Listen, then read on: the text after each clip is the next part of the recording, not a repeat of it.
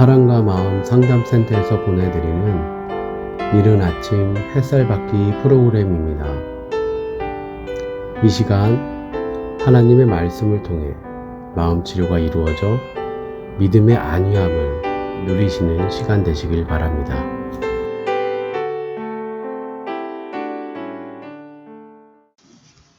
이른 아침 햇살 받기 시간입니다.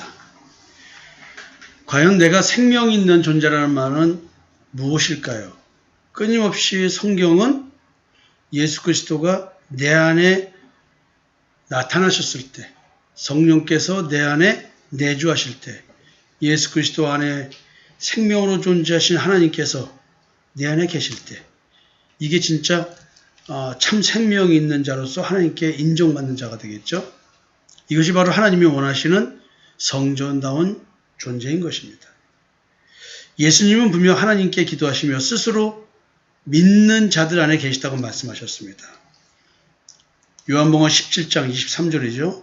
곧 내가 그들 안에 있고 아버지께서 내 안에 계시어 그들로 온전함을 이루어 하나게 되게 하려 함은 아버지께서 나를 보내신 것과 또 나를 사랑하신 같이 그들도 사랑하신 것을 세상으로 알게 하려 함이로소이다. 결국 내가 하나님의 사랑을 받은 것, 그것은 사실 내 안에 온전히 이루어진 그 어떤 것이 있는 것입니다. 그게 뭐냐면 예수 그리스도와 하나됨, 임마누엘을 얘기하는 거죠. 임마누엘이 이루어지는 것. 하나됨이죠. 예수 그리스도의 연합.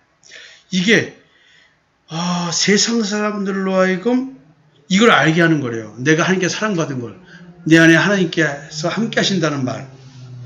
이게 얼마나 어려울 걸까요? 우리가 복음을 전한다는 말의 목적, 복음을 전한다. 그것은 세상이 뭘 알게 하는 거냐? 내가 하나님께 사랑받았어. 이 얘기하는 거예요. 당신도 사랑받고 싶어? 그럼 이 얘기를 물어보는 거예요. 당신도 사랑받고 싶어? 그러면 주님을 믿어야 돼. 이 얘기를 하는 거거든요. 주님은 각자의 육체 안에 계신다는 말이죠. 주님이 내 안에 계신다는 것은, 그러니까 내가 예수를 믿는다. 그러면은 내 안에 예수 그리스도가 살고 계시는 것이고, 믿는 자는 분명히 하나님 안에 생명으로 존재한다는 영적 정체성을 확인시켜주는 말이기도 합니다. 아버지요, 아버지께서 내 안에, 내가 아버지 안에 있는 것 같이 그들도 다 하나가 되어 우리 안에 있게 하사 세상으로 하나님께서 나를 보내신 것을 믿게 하옵소서. 그러니까 예수님과 하나님이 함께 계시고 또 예수 믿는 자, 예수를 그리스도 믿는 자가 예수와 함께 있고 그래서 우리가 하나님 안에 있는 것. 이거를 세상으로 믿게 하는 건데요. 이 세상으로 하여금 아버지께서 예수를 보내신 것을 믿게 하옵소서라는 얘기를 하는데 이 믿게 하옵소서가 역사적으로는 지금 십자가의 죽음과 부활로 드러나셨지만 성육신에서 오셨지만 결국은 오늘 이 시대를 살아가는 나로 하여금 하나님이 나를 사랑하는 것을 증명하는 삶, 내가 하나님과 동의하는 삶을 살고 있다, 예수님과 동의하는 삶을 살고 있다, 성령이 내 안에 내주한다. 이거를 증명하고 살아가는 거라는 거죠. 이게 예수님이 성육신하고 오신 것을, 그리스도로 오신 것을 증명하는 삶. 참 이게 어려운 얘기입니다. 나의 영적 정체성. 그것은 이렇게 삼위 하나님과의 하나됨에 있었습니다. 지금까지 성경을 보면 사람 안에 성령과 예수 그리스도의 내주하심, 그리고 그리스도 안에서 하나님께서도 내주하신다는 표현을 호흡이라고 말씀하신 것을 알 수가 있습니다.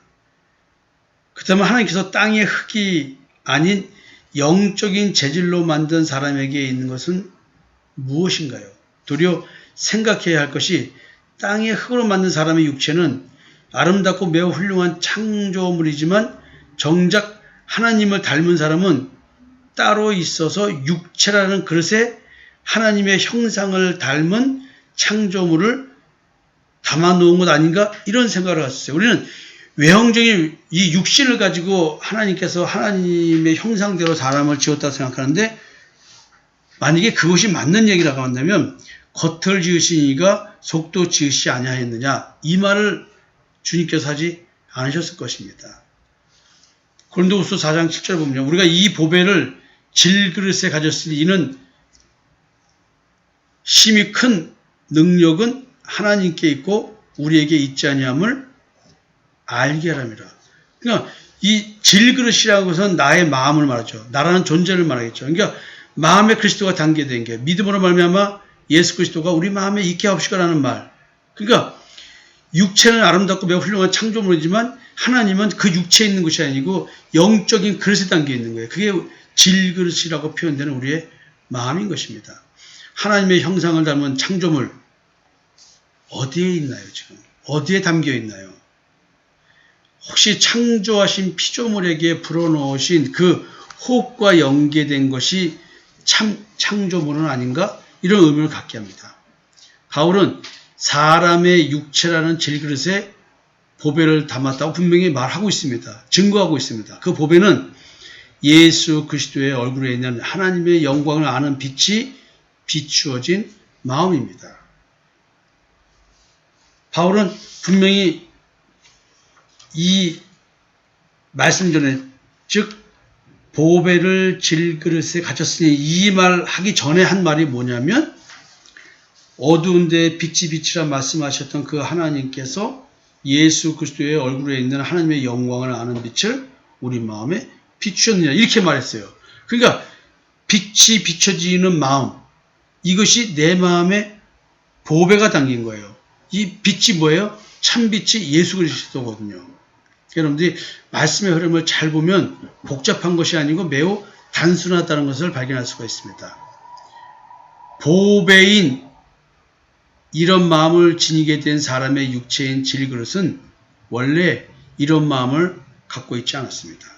사람이 태어날 때부터 지니고 있던 마음은 마치 눈이 가리워져 소경이 된 사람처럼 그리스도의 영광의 복음의 광채가 비추지 못한 채 마치 커튼이 가리워져 있는 마음과 같은 상태였습니다. 사람이 태어날 때부터 갖게 된 가리워진 마음으로 인하여 사람들은 태생적으로 예수를 믿을 수가 없습니다. 예수가 누군지 알고 믿으려고 해도 사람이 마음으로 깨닫지 못하도록 영적 방해 공작이 너무 심하게 발생합니다. 이런 방해 공작의 주체가 바로 세상의 신입니다. 세상 신은 예수 그리스도를 마음으로 알지 못하고 행위로 알게 합니다. 그래서 다른 예수를 믿게 만든다는 것이죠. 결국 사람은 자신의 육체에 담긴 마음의 종류에 따라 분류됩니다. 겉보기는 같은 사람인데 한 사람은 사람 같은 사람이고요, 한 사람은 사람이 아닌 짐승 같은 사람입니다. 예레미야 선지자는 선택된 이스라엘과 유다의 사람들에게 하나님께서 씨를 뿌려 자라게 하신다고 했습니다. 근데 그 씨가 두 종류를 말하고 있습니다. 하나는 사람의 씨고요, 하나는 짐승의 씨라고 했습니다. 예레미야 31장 27절 말씀인데요. 여호와의 말씀이니라. 보라, 내가 사람의 씨와 짐승의 씨를 이스라엘 집과 유다 집에 뿌릴 날이 이르리니. 그러니까 우리는 지금 이렇게 두 종류의 사람이 살고 있다는 걸 모르는 거예요. 세상에 이렇게 두 종류의 사람이 있습니다. 나는 어떤 종류의 사람일까요? 사람이 마음에 뿌려진 씨가 무엇이냐에 따라 사람 같은 사람이 되기도 하고 짐승 같은 사람이 되기도 합니다. 사람을 생명이 있게 하는 하나님의 입에서 나오는 호흡, 참 생명이신 그리스도 예수와 성령이 계시는 곳, 그것은 어디인가요? 성경은 오늘 마음이라고 말하고 있습니다. 여러분, 마음에 무엇이 담겨져 있느냐에 따라 내 마음의 밭에서 사람의 씨가 자라고 내 마음에서 짐승의 씨가 자라고 있습니다. 이 씨는 뿌려지면 자라서 열매를 맺는 거겠죠? 어떤 열매요? 생명나무의 씨가 뿌려지면 생명나무에서 생명나무의 열매가 맺을 것이고, 짐승의 씨가 뿌려지면은 선악을 알게 한 나무가 씨가 뿌려져서 선악을 알게 한 나무가 자라서 선악을 알게 한 나무의 열매가 맺혀질 것입니다. 하나님은 선악을 알게 한 나무의 열매를 먹지 말라고 했습니다. 그러면 내 마음 밭에 선악을 알게 한 나무의 씨가 뿌려지지 않도록 해야 됩니다. 여러분, 이게 바로 뭐냐면 내 신앙을 제대로 보면 내가 외식을 부리느냐, 외식을 부리지 않느냐, 이것 가지고도 내 자신을 볼 수가 있습니다. 오늘도 여러분들은 자기 자신이 어떤 존재라고 생각하고 계십니까? 내 마음의 밭에 뿌려져 가지고 내 마음에서 자라난 나무가 어떤 열매를 맺고 있습니까? 오늘 한번 다시 한번 고민하는 하루 되었으면 좋겠습니다.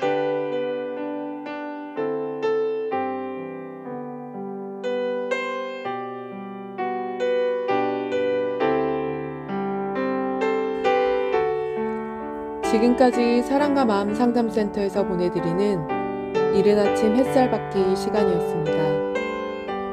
오늘도 하나님의 사랑을 경험하며 자기 성찰이 이루어지는 하루가 되시기를 기도합니다.